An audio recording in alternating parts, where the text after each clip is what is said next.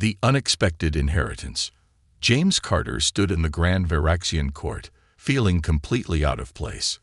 The towering alien pillars loomed above him, carved with symbols he couldn't understand.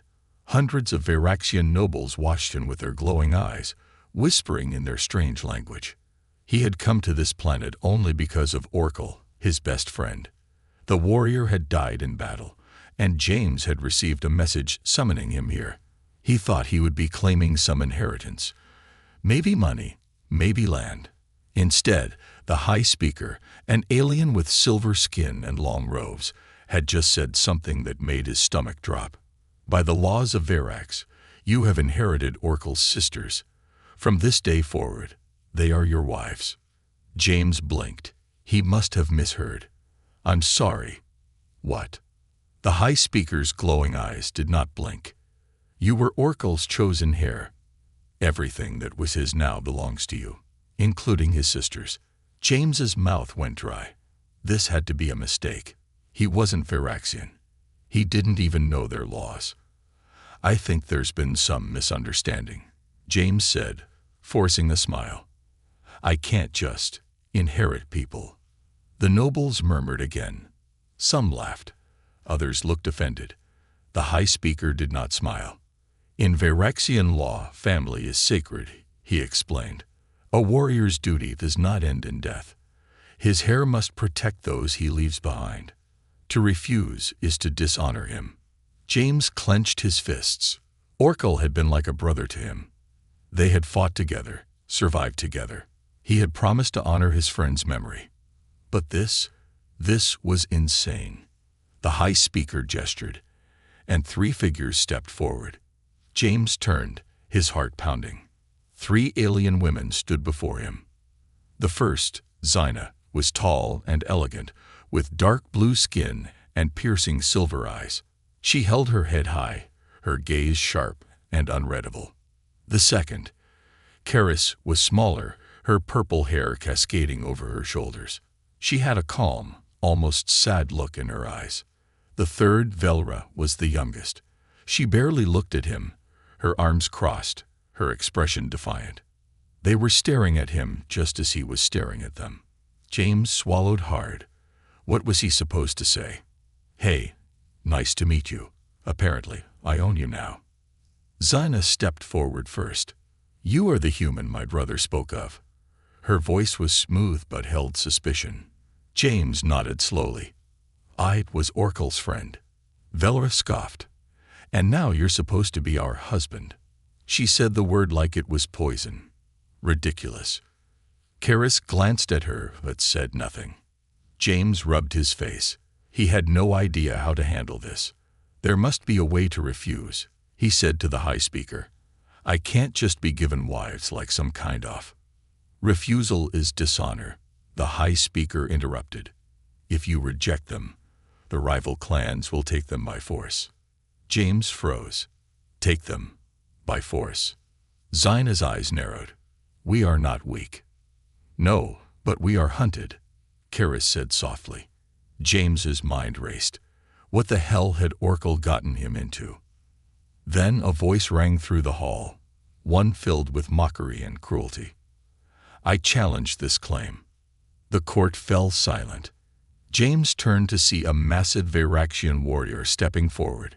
His armor gleamed, and his golden eyes locked onto James with pure hatred. I am Drevak, of the Shadowclaw clan, the warrior said. His voice was deep, threatening. Orkel's sisters belong to me. This human is unworthy. James's stomach twisted. He had never seen this alien before, but he immediately knew he was trouble. The High Speaker's face darkened. The law is clear. The inheritance is already given. Drevak smiled. Then I invoked the right of challenge. The crowd gasped. James had no idea what that meant, but it sounded bad. The High Speaker hesitated. You would challenge a human. Drevak laughed. Of course. He is weak. He cannot even fight. His gaze snapped to James. Accept the challenge, human. Fight me or surrender what is mine. James's heart pounded. Fight. Against this mountain of muscle. This wasn't a fair challenge. It was a death sentence. He looked at the sisters. Xina's face was unreadable, but Velra's fists were clenched. Karis looked at the floor, her expression tight with worry. If he refused, Drevak would claim them. He could see it in the way the alien looked at them, like prizes. James had never run from a fight before, but this wasn't just about him. He took a deep breath. I accept. The court erupted in chaos. Drevak's grin widened. Then prepare yourself, human. Tomorrow, you die. James felt his stomach twist. He had no weapons, no armor, no training. And now, in less than 24 hours, he had to fight a warrior built to kill. He had just signed his own death sentence. But as he glanced at Xina, Karis and Velra, he knew one thing. If Orkel had trusted him with their lives, then he would find a way to survive, even if it meant breaking every rule of this alien world. The sisters and the danger they bring. James Carter stood in the cold stone chamber, staring at his reflection in a polished metal plate. The bruises on his face had started to darken. His ribs ached every time he took a breath. Drevak had nearly crushed him in that fight. And yet, somehow, he was still alive. But that wasn't the worst part. Behind him, 3 alien women watched him in silence. Xina, Karis, and Velra. His new wives, at least according to Veraxian law. James ran a hand through his messy brown hair. I don't suppose there's a way to, undo this. No, Xina said bluntly. Velra snorted, crossing her arms. You fought for us. You claimed us. That means you take responsibility. James sighed. I didn't fight to claim anyone. I fought to stop Drevak from taking you. Karis, the quietest of the 3, finally spoke. That is why you survived. James frowned. What do you mean? Xina's silver eyes locked onto his. Drevak is a trained killer. You should be dead. But you fought like a man who refused to lose, not for himself, but for others. That is rare among Veraxian warriors. James scratched the back of his neck. Yeah, well, humans are stubborn.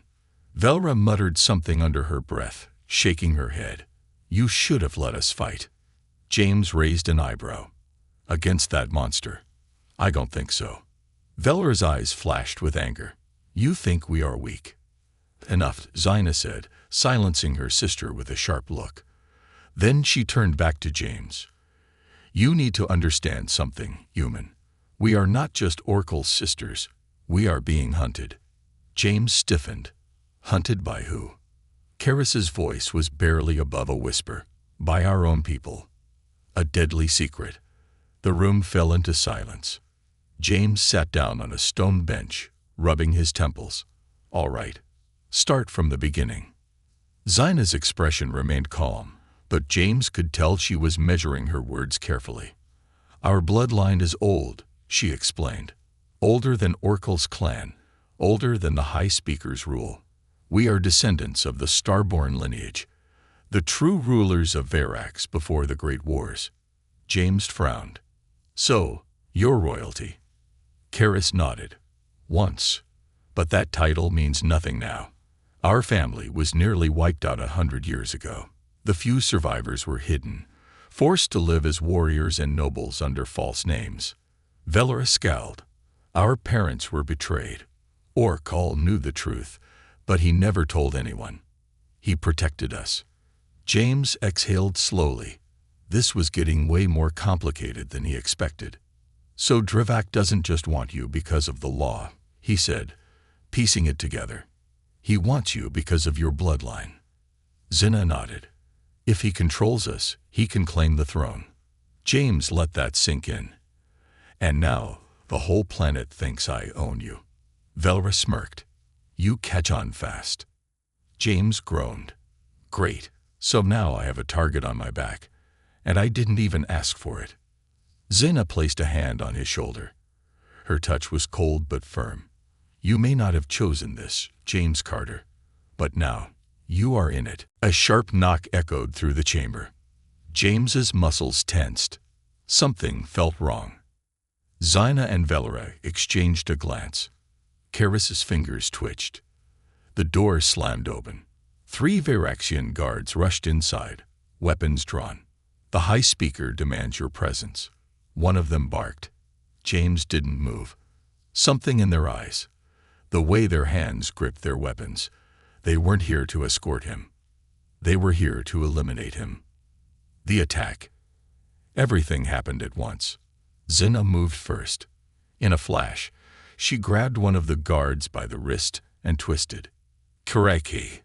The alien roared in pain as his arm snapped. Velra lunged, using her small size to her advantage. She darted past the second guard and landed a sharp elbow to his throat. He collapsed, gasping for air. James wasn't as fast. He barely had time to dodge before the third guard swung a blade at his neck. Adrenaline kicked in. James ducked, grabbed a metal plate from the table, and smashed it into the guard's face. The alien stumbled, blood spraying from his nose. Karis stepped forward, her voice cold. "Enough." The remaining guards froze in place. Their eyes widened, not in fear of James, or Xina, or Velra, but in fear of her. James felt a chill run down his spine. "What did you just do?" he whispered. The guards collapsed, their bodies limp, as if their very will to fight had been drained. Karis exhaled. "I didn't kill them." James's heart pounded. He had seen powerful warriors before, but whatever Karis had just done, it wasn't normal. Xina grabbed his arm. "We need to go. Now." James didn't argue. They ran through the stone halls, the alarms blaring behind them. James had come to this planet expecting a simple inheritance. Instead, he had inherited 3 dangerous women and the wrath of an entire empire. The deadly escape. James Carter ran. His boots pounded against the cold stone floors of the Veraxian palace, the sound echoing through the empty halls. The alarms screamed around him, a deep, vibrating hum that rattled his bones. Behind him, Xina, Karis, and Velra ran in perfect sync, their alien agility making them almost silent compared to his own frantic footsteps. "We can't outrun them forever," James hissed. Xina didn't even look back. "We don't need to outrun them. We need to get to the lower levels." James barely had time to ask why before a blast of energy tore through the air behind him. Boom! The wall to their right exploded, sending shards of rock flying in all directions. James dove forward, rolling onto the cold floor as debris rained down. A second blast followed, this one barely missing Velra. She cursed under her breath, pulling James back to his feet. "They're catching up." James turned to see Veraxian enforcers, 10 of them, maybe more, charging toward them, weapons glowing with lethal energy. Xina's silver eyes locked onto the nearest doorway. "This way." She sprinted ahead, and James had no choice but to follow. The chase. They darted through a narrow passage, the walls lined with glowing alien symbols that pulsed in rhythm with the alarms. James had no idea where they were, but he knew one thing. They were being herded. Velra was the first to realize it. "They're driving us toward the southern wing." Xina cursed. "That leads to the execution chambers." James's stomach twisted. "Great, we're running straight into a dead end." Karis, who had been quiet the entire time, suddenly grabbed his arm. "Not a dead end. There is another way." James turned to her. "What way?" Karis looked at the ceiling. Down. Before he could react, she slammed her foot onto the floor. A low rumble shook the entire hallway. Then, without warning, the ground collapsed beneath them. The fall into darkness. James's stomach dropped as he plummeted into the unknown. Dust and debris swirled around him, making it impossible to see.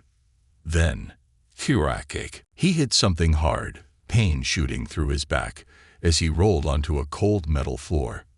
He groaned, forcing himself up. "I'm alive, I think." A soft grunt came from his right. Xina was already on her feet, scanning their surroundings. Velra was dusting herself off. Karis landed last, floating down too gracefully for someone who had just fallen through a floor. James exhaled sharply. Okay, what the hell just happened? Harris motioned to the walls around them. We're in the old tunnels beneath the palace. James looked around. The chamber was massive, stretching into endless darkness. Strange machinery lined the walls, humming softly. This place was ancient. Zina narrowed her eyes. How did you know this was here? Karis hesitated before answering. Because I've been here before. James's brow furrowed. He wanted to ask when and why, but before he cooled, a distant, metallic screech echoed through the tunnels. Velra's expression hardened. We're not alone down here. James felt a chill crawl up his spine. He reached for his sidearm, only to remember he didn't have one. Zina grabbed his wrist. We need to move. Now. They sprinted deeper into the tunnels, the screeching sound growing louder behind them. James had no idea what was down here, but something was coming. And it was hungry. The law cannot be broken, or can it? James Carter leaned against the cold metal wall of the ancient tunnel, catching his breath. The air was thick with dust and history, carrying a strange scent, something between burnt metal and old energy. Zina, Karis, and Velra stood beside him, their glowing eyes scanning the darkness. The thing chasing them had stopped for now, but James could still feel it watching. We can't stay here, Velra muttered. No kidding, James said, wiping sweat from his brow. So what now? We keep running. Karis stepped forward, her voice calm but firm. No, we stop running. We take back control. James raised an eyebrow. And how exactly do we do that? Drevak owns half the planet. I nearly got my head taken off yesterday, and let's not forget. He motioned around the tunnels. We're trapped under the palace. Zina's eyes flashed silver. There's a way to break the law. James blinked. I thought you said Viraxian law is absolute. She turned to face him fully. It is. James sighed. You're not making sense. Karis finally spoke, her voice softer. The law cannot be broken, James, but it can be rewritten. James narrowed his eyes. I'm listening. The ancient throne, a hidden secret. Karis placed her hand against the metal walls of the tunnel. Strange blue lines flickered beneath her touch. This place, she whispered. It was once part of the old throne. James frowned. The what? Velra crossed her arms. The first rulers of Verax sat here, before the warlords took over. Zina's voice was serious. Back then, the throne was not won by blood, but by wisdom. The one who could activate it had the power to change the law itself. James exhaled. So you're saying if we find this throne, we rewrite the laws. Make it so you're not my wives and Drevak has no claim over you. Karis nodded. Exactly. James rubbed his temples. And let me guess, Drevak knows about this too. Velra's smirk was bitter. Oh, he knows. As if summoned by his name, a distant explosion rocked the tunnels. The ground shook, dust falling from the ceiling. James's pulse spiked. Tell me that's just a coincidence. Zina's expression darkened. He's found us. The battle in the depths. The tunnels came alive with flashing lights and the roar of approaching soldiers. James grabbed a rusted metal rod from the floor, his only weapon. I really need to start carrying a gun. Velra pulled 2 small energy daggers from her belt. Then stopped talking and start fighting. The first wave of Drevak's enforcers stormed in, their armor gleaming under the flickering tunnel lights. Zina moved like lightning, dodging energy blasts and striking with lethal precision. Velra danced between enemies, her daggers leaving streaks of blue light in the air. Karis stood still, closing her eyes.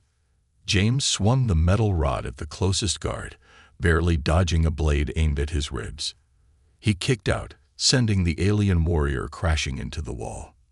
Then, something shifted. The lights flickered wildly, and suddenly the entire tunnel hummed with strange energy. Karis opened her eyes. The walls glowed, symbols flashing in rapid patterns. Zana noticed first. She's activating it. James barely had time to react before the ground split open beneath them. The descent to power. James fell. The tunnel gave way, sending him and the sisters plummeting into a cavernous space below. They crashed onto a massive stone platform, the impact rattling James's bones. Above them, Drevak's warriors stared down in shock. James groaned. "I am so tired of falling." Then he looked up and froze. Before them stood the ancient throne, a colossal structure carved from an unknown material, pulsing with pure energy. Symbols floated in the air around it, shifting and rewriting themselves in real time. Karis stepped forward, her breath hitching. "It's real." Zina's voice was barely a whisper. "The throne of judgment." James swallowed hard. "Okay, now what?" A deep laughter echoed from above. Drevak descended into the chamber, his golden eyes burning with triumph. "You think you can rewrite the law, human?" His voice was mocking, cruel. "You think you can defy me?" James's jaw clenched. He was bruised, exhausted, and completely outmatched. But he wasn't backing down. He took a step toward the throne. "Yeah, I do. Humanity's strength, more than just fighting." The air was thick with tension. James Carter stood on the platform in the depths of the Veraxian palace, facing Drevak, the imposing warrior who had hunted them all the way through the tunnels. The ancient throne loomed behind him, glowing with unimaginable power. Drevak's voice echoed through the chamber, a low growl of contempt. "You dare challenge me, human? You have no place here." James, bruised and battered from his earlier battles, met his gaze without flinching. His body was aching, his muscles burned from the nonstop fight, but something inside him felt different now. He wasn't just fighting for his life anymore. He was fighting for the sisters, for their future, and for the chance to rewrite the laws of a world that had enslaved them. Xena, Karis, and Velra stood behind him, the air around them charged with anticipation. They could feel it too, the weight of history, the power of the ancient throne just behind them. But there was one thing they all knew.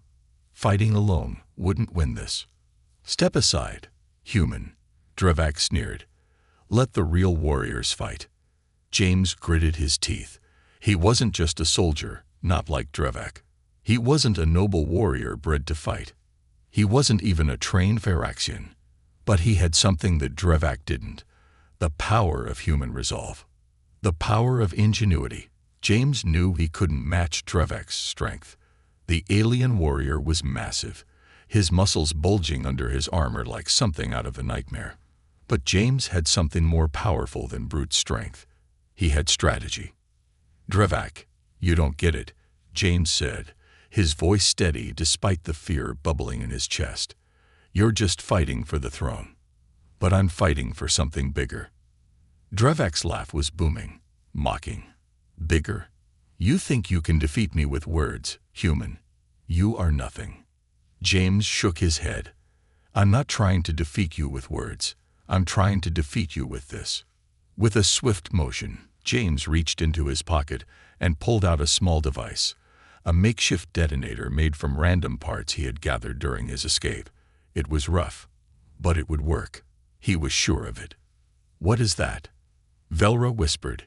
James didn't take his eyes off Drevak. A distraction. He pressed the button. The surprise attack.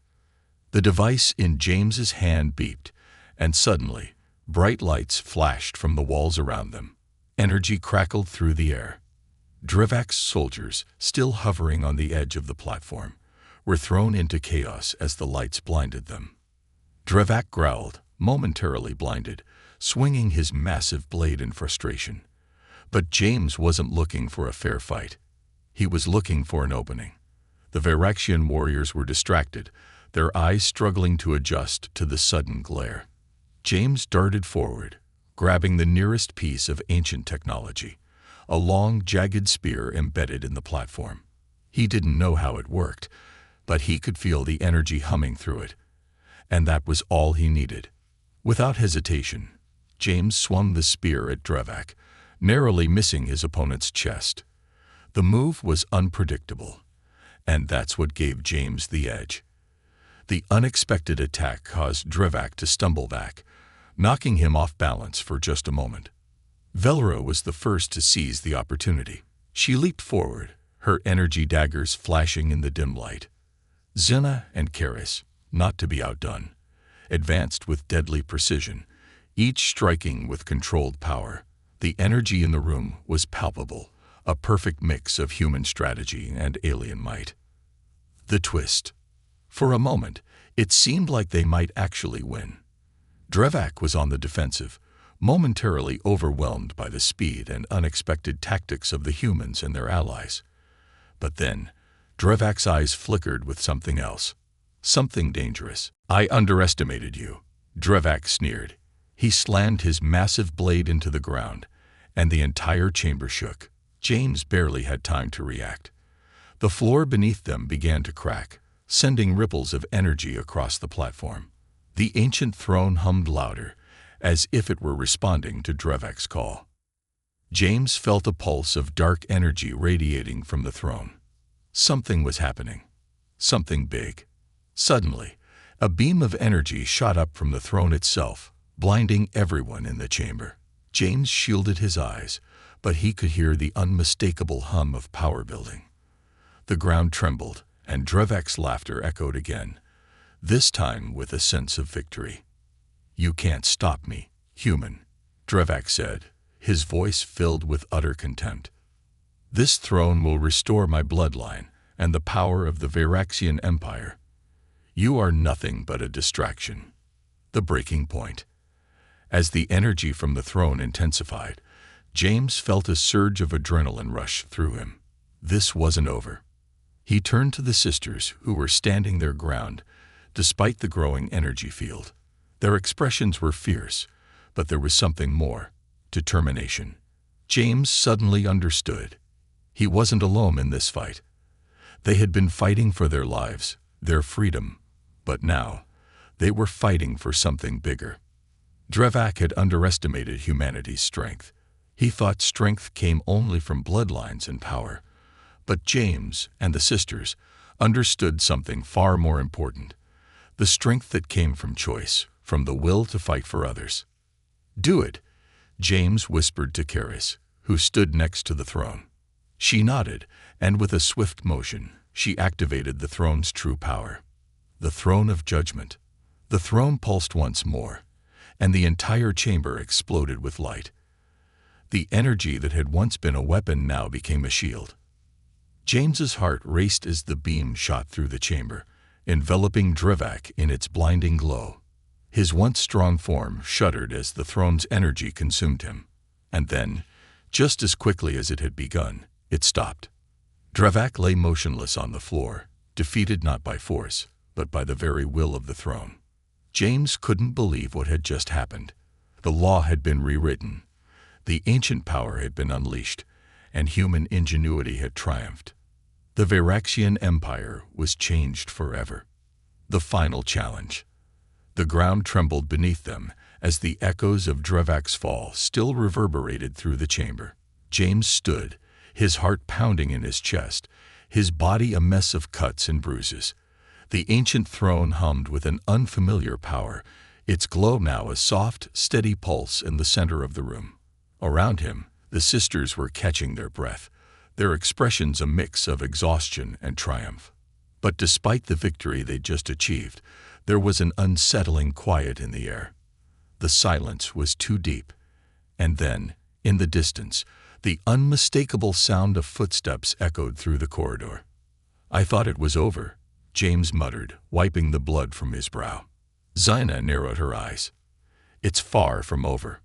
Before James could respond, the door at the far end of the chamber burst open, and the room was flooded with light.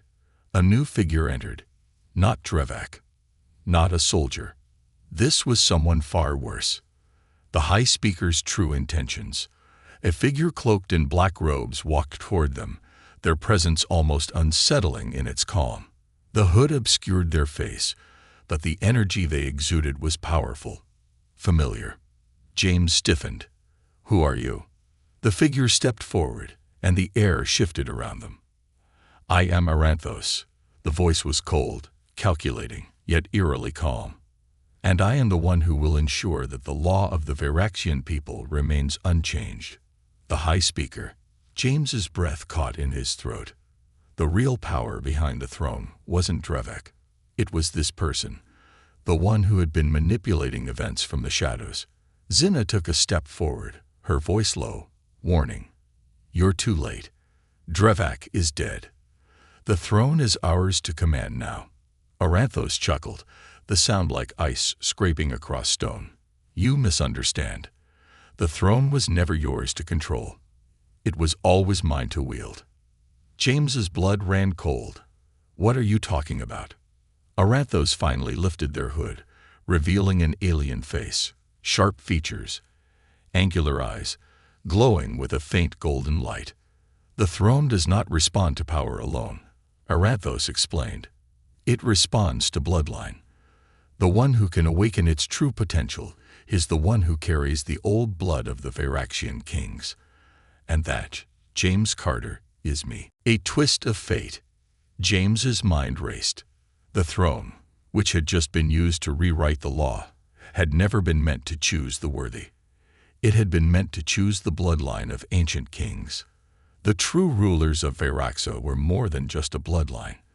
They were a dynasty, an ancient race with godlike power hidden in their veins. Zinna stepped in front of James, her posture proud and defensive. "You're lying. The throne only obeys those who have earned it, those who fight for it." Aranthos smiled. "You think you've earned it by battling Drevek, by defeating a pawn."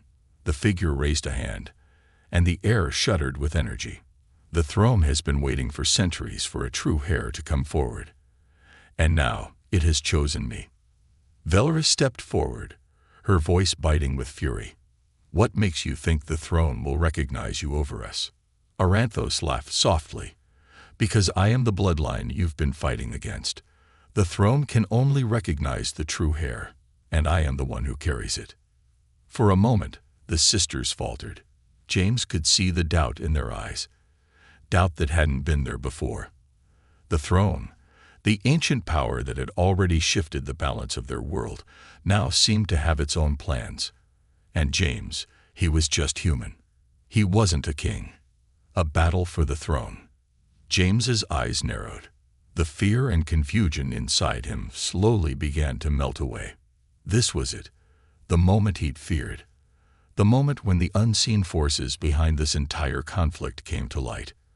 But he wasn't backing down. No.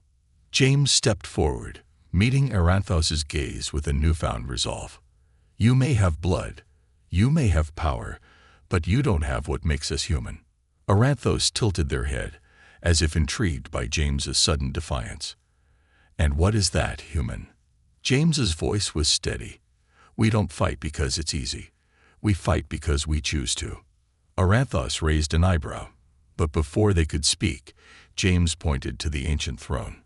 "This throne isn't about who has the most bloodline. It's about who is willing to fight for it. You've underestimated us. You've underestimated me." The moment the words left his mouth, Zinna, Kiris, and Velra moved in perfect unison. The power that flowed between them felt electric, as though their very presence could change the world. For a split second, everything stood still. The energy in the chamber shifted, the ancient throne pulsing in time with their movements. The throne wasn't about bloodline or destiny. It was about will. And together, they were more powerful than any one person's claim to the throne. The true power of choice. Kiris moved first, her hands glowing with a soft, violet energy as she reached for the throne. Zinna was beside her, her silver eyes fixed on Aranthos with a cold fury. Velra's daggers glowed with an ethereal blue light, sharp and ready. Aranthos hesitated, looking between the sisters and James, sensing the shift in the atmosphere. "You think you can defy me?" They raised a hand, sending a pulse of energy that slammed into the ground beneath them. But as the energy crashed around them, the sisters stepped forward in perfect harmony, their powers combining into a force that completely absorbed Aranthos' attack. James didn't wait. He ran to the throne, his hand brushing its surface. The energy flared, and for the first time, the throne responded to him, not because of bloodline, not because of power, but because he was human, because he chose to fight for it. The energy coursed through him, through the sisters, as a blinding light enveloped them. James felt it, the true power of choice. The throne didn't belong to any one bloodline. It belonged to those who were willing to take it, those who chose to fight for the future. The duel that changed a planet. The ground was still trembling beneath James's feet as the blinding light from the ancient throne began to fade. The throne, now glowing with the power of their combined will, had responded to human strength. The strength of choice. But the battle wasn't over yet. James could feel the power coursing through him. The collective will of the sisters and the throne itself now bound to him. The intensity in the chamber was thick, like the very air had been charged by 1,000 storms, each crackling with energy.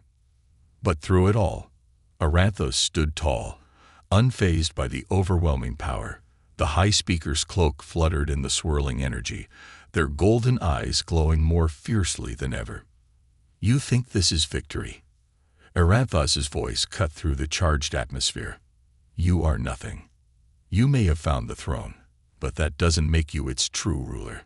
The figure's voice rang with absolute confidence. James stood his ground, feeling the power of the throne. "I don't need to be a ruler. I just need to be the one who changes this place. And I'm not leaving until I've seen it done." Aranthos' eyes narrowed. "Then let us see if you are truly worthy of the throne." The High Speaker's last stand. Before James could react, Aranthos raised their hand, summoning an immense wave of energy that slammed into the floor like a tidal wave. The air shimmered, crackling with energy, and the entire chamber began to distort, as if reality itself was bending under the weight of Aranthos' power. The throne, now glowing like a beacon in the center of the room, pulsed in response, but the power Aranthos was wielding was something ancient, something far beyond anything James had encountered. The figure wasn't just a politician or a noble. Aranthos was the true force behind the throne. The High Speaker's bloodline had been the key all along. "You think you can stand against me, human?" Aranthos' voice was a low, menacing growl. "You don't even understand the power you wield." James gritted his teeth, his hand still trembling with the power he had unlocked. "You're right. I don't understand it fully, but that doesn't mean I'm afraid of it. I don't fight for power, Aranthos. I fight for freedom." The sisters moved closer to him, their bodies aglow with their own power, each of them standing stronger than before. They had fought for their freedom, for the right to choose their future, and now they were willing to give everything for that cause. The room grew heavy with tension as the two sides prepared for the final confrontation. A battle of wills. Aranthos' eyes flared with bright golden light, and the air around them shuddered in response. "This ends now." With a sharp flick of the wrist, Aranthos sent another blast of dark energy rocketing toward James. James raised his hand, and the energy from the throne responded to his will. A barrier of light formed around him, absorbing Aranthos' attack. The sisters joined him, their powers combining in a display of sheer determination. The throne hummed in the background, its energy wrapping around them, forming a shield. James's heart raced, the power inside him nearly overwhelming. He had never felt anything like this before, but the question wasn't whether he could survive, it was whether he could control it. He took a deep breath, focusing all of his thoughts, channeling the energy into something more than just a defense. The moment of truth. With a determined shout, James pushed forward, sending a wave of energy out from his hands. The ground cracked beneath him as the raw force of humanity's will surged through the chamber. The ancient throne's power amplified the attack, and it blasted toward Aranthos with incredible force. Aranthos raised their hand to block the attack, but the sheer power of the throne's will was too much. The blast of energy overpowered them, slamming the High Speaker into the wall with a deafening crash. For a moment, the room fell silent. The only sound was the low hum of the throne, its light now a steady, calm pulse. James stood, breathing heavily, as the light of the throne flickered around him. Aranthos slowly rose from the rubble, their once confident form now bruised and battered. But even as they stood, James could see the flicker of doubt in their eyes. For the first time, Aranthos wasn't the one controlling the situation. It was the will of the people, the strength of those who chose to fight for freedom. The choice that changed the future.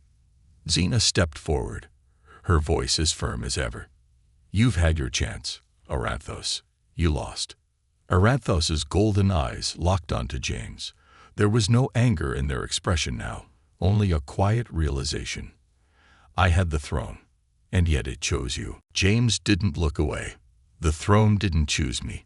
It chose the will of those who fought for what's right, and that's what matters." Xena, Karis, and Velaris stood side by side, their powers flickering out of them as the light of the throne faded. James could feel the weight of what had just happened, the finality of the choice they had made. Aranthos stepped back, bowing their head. "So be it. You've rewritten the law, and you've rewritten history. Viraxa is yours to shape now. A new era." The chamber quieted, the pulse of the throne now steady and peaceful. Aranthos was defeated, and the throne no longer hummed with energy. It now sat, silent, waiting for the future to come. James turned to the sisters. "We did it." His voice was hoarse, but there was something else in it now, something stronger. Xena nodded, her eyes softening. "You didn't just win, James. You showed us that humans are capable of changing worlds." Karis gave a small smile. "You may not be royalty by blood, but you've earned the throne in a way no one else could." James looked at the throne, then at the sisters. He didn't need to rule. It was never about power. It was about freedom and choice. And now, that was what the people of Viraxa would have. The planet, once ruled by bloodlines and ancient power, was now in the hands of those who had the strength to choose their own destiny. And the journey, it was just beginning.